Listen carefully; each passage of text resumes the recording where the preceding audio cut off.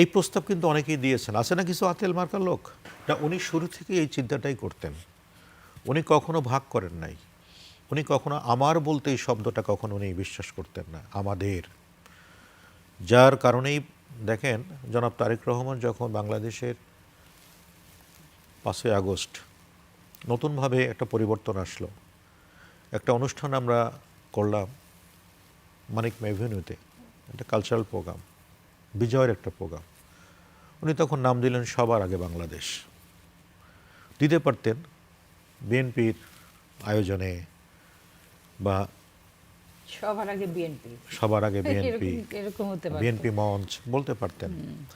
এই প্রস্তাব কিন্তু অনেকেই দিয়েছেন। আছে না কিছু আতেল মার্কার লোক? এই প্রস্তাব কিন্তু অনেকেই দিয়েছেন, যেটা আমরা করবো, বিএনপির হবে, অমুক হবে, তমুক হবে, আপনার নাম থাকবে। উনি বলেছেন নো, সবার আগে বাংলাদেশ।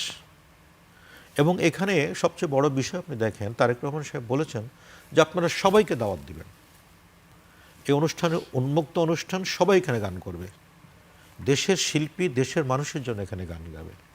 নতুনভাবে দেশের পরিবর্তনের যে আনন্দ, সেই আনন্দ সবাই ভাগাভাগি করে নেবে। এবং মায়ের সেই শিক্ষাকেই তিনি লালন লালন করেছেন। করেছেন। দেশকে সবার আগে রেখেছেন বলেই তিনি আসলে দেশের সকলের হয়ে উঠতে পেরেছেন।